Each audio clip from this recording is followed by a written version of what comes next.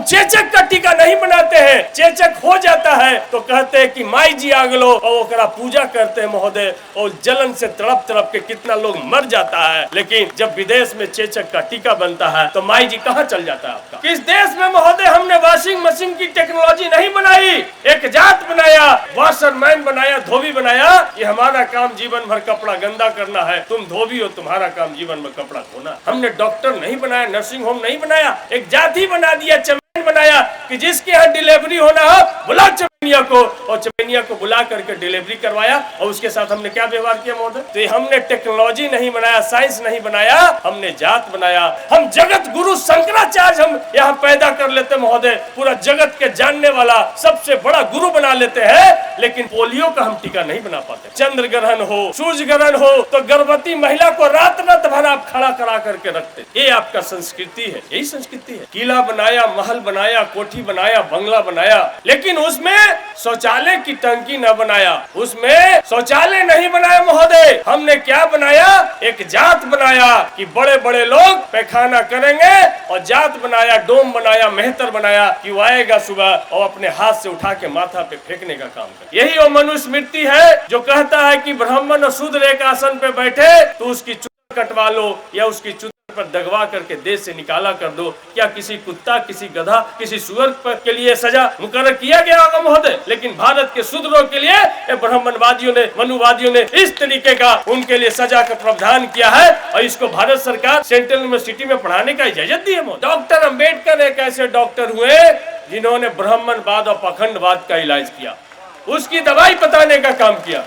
लेकिन उस डॉक्टर की बात को हम रोज उस डॉक्टर की चर्चा करते हैं, लेकिन उनके बताए हुए रास्ते पर हमें चलने में तकलीफ होती है, हमें शर्म आती है। इसीलिए भारत का दुर्दशा है कि 3% वाला एंटीना वाला वर्ग हम पर शासन कर रहा है, और 97% लोग गुलाम के रूप में अपना जीवन यापन कर रहे हैं। मुझे भी विधानसभा जाने का मौका मिला, और विधानसभा का आप ऐतिहासिक भाषण मेरा निकाल के सुनिए। हमने 7 मार्च 2025 को मैंने विधानसभा में पहली बार मनुस्मृति का पाठ किया। हमने कहा कि अध्यक्ष महोदय, यही वो मनुस्मृति है जो कहता है कि ब्राह्मण और शूद्र एक आसन पे बैठे तो उसकी चूतर कटवा लो या उसकी चूतर पर दगवा करके देश से निकाला कर दो। क्या किसी कुत्ता, किसी गधा, किसी सुअर के लिए सजा मुकर्रर किया गया होगा महोदय? लेकिन भारत के शूद्रों के लिए ब्राह्मणवादियों ने, मनुवादियों ने इस तरीके का उनके लिए सजा का प्रावधान किया है,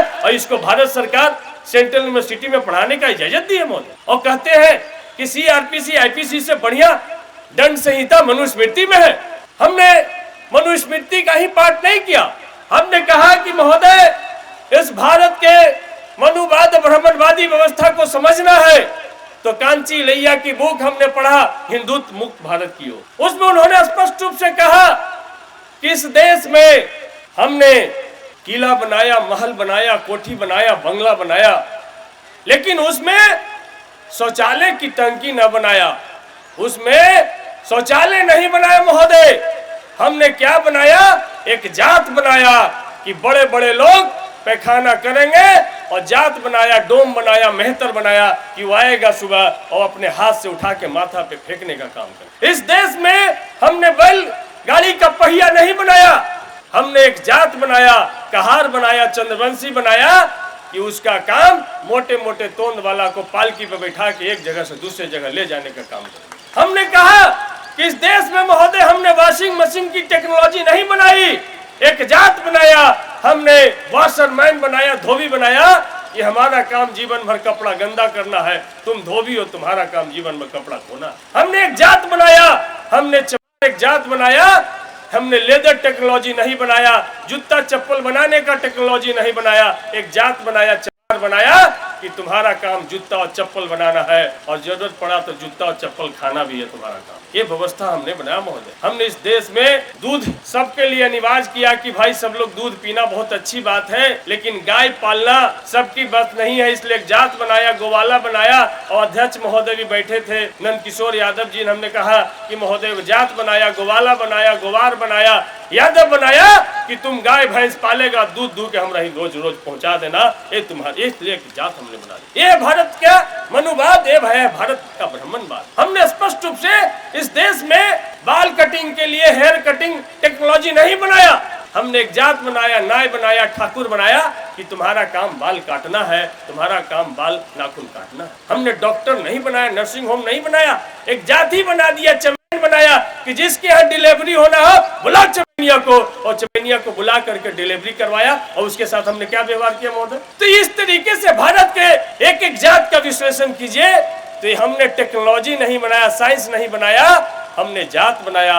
वही ये भारत देश है महोदय। और यहाँ से आप क्या उम्मीद करते हैं कि यहाँ से इतने कम देश की, दुनिया की सबसे बड़ी आबादी वाला देश में एक नोबेल पुरस्कार जीतने वाला नहीं होता है, एक टीका बनाने वाला नहीं हम बना पाते हैं। हम जगत गुरु शंकराचार्य हम यहाँ पैदा कर लेते महोदय, पूरा जगत के जानने वाला सबसे बड़ा गुरु बना लेते हैं, लेकिन पोलियो का हम टीका नहीं बना पाते। हम चेचक का टीका नहीं बनाते हैं। चेचक हो जाता है तो कहते हैं कि माई जी आ गलो, और ओकरा पूजा करते हैं महोदय, और जलन से तड़प तड़प के कितना लोग मर जाता है। लेकिन जब विदेश में चेचक का टीका बनता है तो माई जी कहाँ चल जाता है आपका। तो इस तरीके से आप देश के लोग को कितना गुलाम बना करके रखा। चंद्र ग्रहण हो, सूर्य ग्रहण हो तो गर्भवती महिला को रात रात भर आप खड़ा करा करके रखते। ये आपका संस्कृति है, यही संस्कृति है, ये वैज्ञानिक चेतना पर आधारित आपकी संस्कृति है।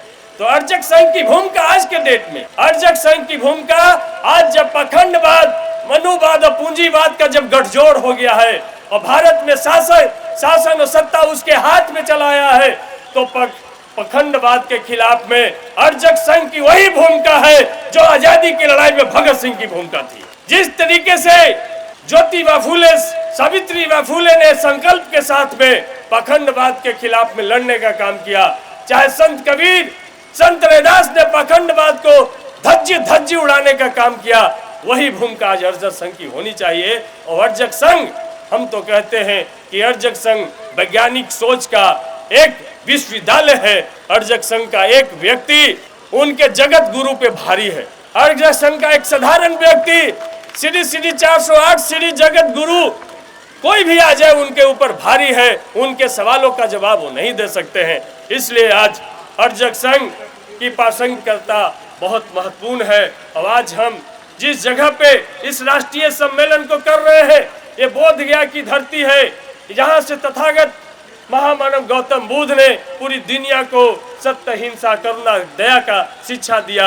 लेकिन आज इन तमाम चीजों से भारत कंगाल है। भारत में तो सत्य नाम का चीज है नहीं। सही कहा अरुण गुप्ता जी ने कि भाई शपथ लेते हैं आप रामायण का, महाभारत का, भगवान का नाम लेकर के शपथ लेते हैं, लेकिन सारा काम आप झूठ बोलने का काम करते हैं। एक एक काम, एक एक पॉलिसी जनता को उल्लू बनाने वाला, जनता को बेवकूफ बनाने वाला काम करते हैं। हमारे यहाँ बराबर महोत्सव होता है। बराबर की गुफाएं जो सम्राट अशोक कालीन गुफाएं हैं, दुनिया का पहला मानव निर्मित गुफाएं, हम उसमें विधायक थे वहाँ पे। तो बराबर महोत्सव की गुफाओं का पूजा हो रहा था। उस पूजा में एक जो पदाधिकारी ब्राह्मण पुजारी वहाँ बैठा था, वो सीओ स्तर का पदाधिकारी था। पंडित जी ने कहा कि भैया बेल्ट खोल दीजिए, पर्स निकाल दीजिए, और सब चीज करने के बाद, संकल्प कराने के बाद कहा कि द्रव्य समर्प्यामी, अब पैसा दान दक्षिणा दीजिए। तो हमने पीछे बैठे बैठे हमने कहा कि सीओ साहब, घूस वाला पैसा नहीं दीजिएगा, और नहीं तो कोढ़ी फूटना तय है। और मोटेशन में जो घूस लिए वो वाला पैसा नहीं दीजिएगा, अगर वेतन वाला पैसा होगा तो दीजिएगा। सीओ वहां से उठा और फिर दोबारा नजर नहीं आया। सोच लीजिए, आप पैसा भी भगवान पे चढ़ा रहे हैं, तो आपका कैसा भगवान की घूस वाला पैसा स्वीकार कर ले रहा, उसको घूस वाला पैसा है कि कोठा वाला पैसा है, ये भी उसको अंतर नहीं समझ में आ रहा। हालात ये है। तो टोटल लोग भ्रष्टाचार कर रहे हैं, और कुछ उसमें से 1% से भी कम पैसा जाके मंदिर मस्जिद में दान कर दे रहे हैं, और समझ रहे हैं कि सारा पाप से हम कल्याण हो गए। तो भगवान पाप छुपाने का जगह हो गया है, पाप को निकालने वाला जगह नहीं है, पाप को छुपाने वाला जगह। भगवान का नाम के आड़ में पाप लोग छुपाते हैं, ये स्पष्ट रूप से हम देखने का काम किए हैं। हमने कहा, हमारे कार्यकर्ताओं के बीच में बहुत द्वंद्व हुआ। हम कहे कि भाई हम नल्ली नहीं बनाएंगे, हम पीसीसी 2 साल तक नहीं बनाएंगे। तो लोगों ने कहा कि विधायक तो रहे लेगी बना लियो है, कि नल्ली भी ना बने बा, हमनी के पीसीसी भी ना बने बा। हम कि 70 साल से 75 साल से नल्ली गली बने तो हम हर एक पंचायत में बाबा भीमराव अम्बेडकर के नाम पे पुस्तकालय बनेबो, और जब पुस्तकालय बन जेतो तब नल्ली और गली बनेबो। हमने 30 पंचायत में से 22 पंचायत में डॉक्टर भीमराव अम्बेडकर पुस्तकालय बनाने का काम किया। सदन के अंदर जब हम गए तो शपथ के दिन ही हमने देखा कि आरएसएस के जो लोग आ रहे थे 7 रंग का टीका लगा करके और जोर जोर से चिल्ला रहे थे, जय श्री राम, हर हर महादेव। तो हमको लगा कि भैया ये अयोध्या के मंदिर में तो हम आए नहीं, ये बाबा साहब के सबसे बड़े मंदिर में आए हैं, यहाँ तो दूसरा नारा लगना चाहिए, लेकिन ये नारा लग रहा अयोध्या के मंदिर वाला। हमसे बर्दाश्त हुआ नहीं। थोड़ा देर के बाद हमसे बर्दाश्त जब नहीं हुआ तो हम उठे और हम जय जय जय जय जय भीम का नारा लगाए, तो मेरे साथ कोई नहीं बोले। तो मांझी से एक विधायक जीते थे सत्येंद्र यादव जी, वो मेरे साथ खड़ा होकर के मेरे साथ नारा लगाने लगे। फिर धीरे धीरे विपक्ष के लोगों को लगा कि ये भी बोला जा सकता है यहाँ, फिर सब लोग उठ करके बोलने लगे और जय श्री राम का जवाब वहाँ जय भीम बन गया। और तेजस्वी यादव जी ने कहा कि लो जय श्री राम का दवाई मिल गया। तो इस तरीके से साहस दिखानी चाहिए। 2 छाती की हड्डी मेरी टूटी तो टूटी, लेकिन हमने अपना इतिहास वहां विधानसभा के अंदर हमने रखने का काम किया, मनुस्मृति को पढ़ने का काम किया और उनके पाखंडवाद के धज्जी धज्जी सदन के अंदर हमने उड़ाने का काम किया। इसलिए साथियों, जो भी जहां भी आपको मौका मिले, आपके अंदर यदि तथागत बुद्ध को मानते हैं, अब अम्बेडकर को मानते हैं, परियार को मानते हैं, या रामस्वरूप वर्मा के मानने वाले लोग हैं, तो आप वैज्ञानिक चेतना का विकास आपका परम कर्तव्य होना चाहिए। पहली ड्यूटी वैज्ञानिक चेतना समाज में विकसित हो, इसकी बात आपको करनी चाहिए। खुल करके पाखंडवाद पे हमला करनी चाहिए। यदि पाखंडवाद पे हमला नहीं करेंगे तो अभी तो इतना लोग बचे हैं, यदि नहीं करेंगे तो 10-20 लोग के बीच में आने वाला दिन में हमको राष्ट्रीय सम्मेलन करना पड़ेगा। इस तरीके से मनुवाद और ब्राह्मणवाद हावी होता जा रहा है। तो हम जितना जोर से लड़ेंगे, मुझे मालूम है कि किसी बड़े तालाब का पानी हम उपच के नहीं सुखा सकते हैं, तो इसका मतलब क्या, हम किनारे में बैठ के कंकड़ मार के हलचल भी पैदा नहीं कर सकते हैं।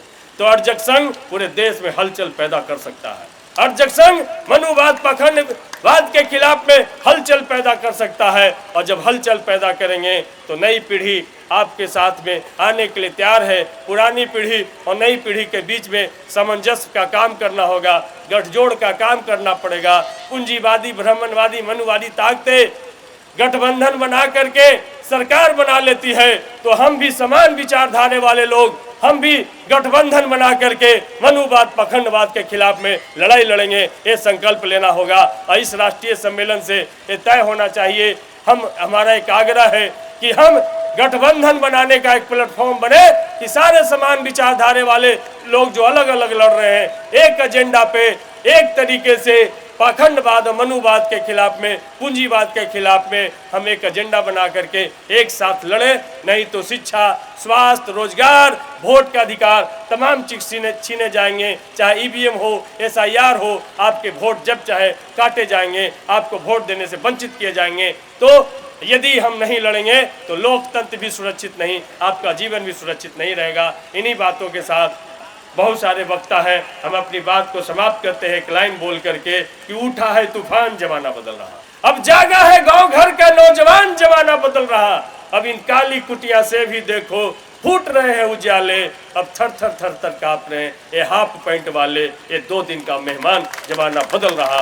उठा है तूफान, जमाना बदल रहा। बहुत बहुत धन्यवाद।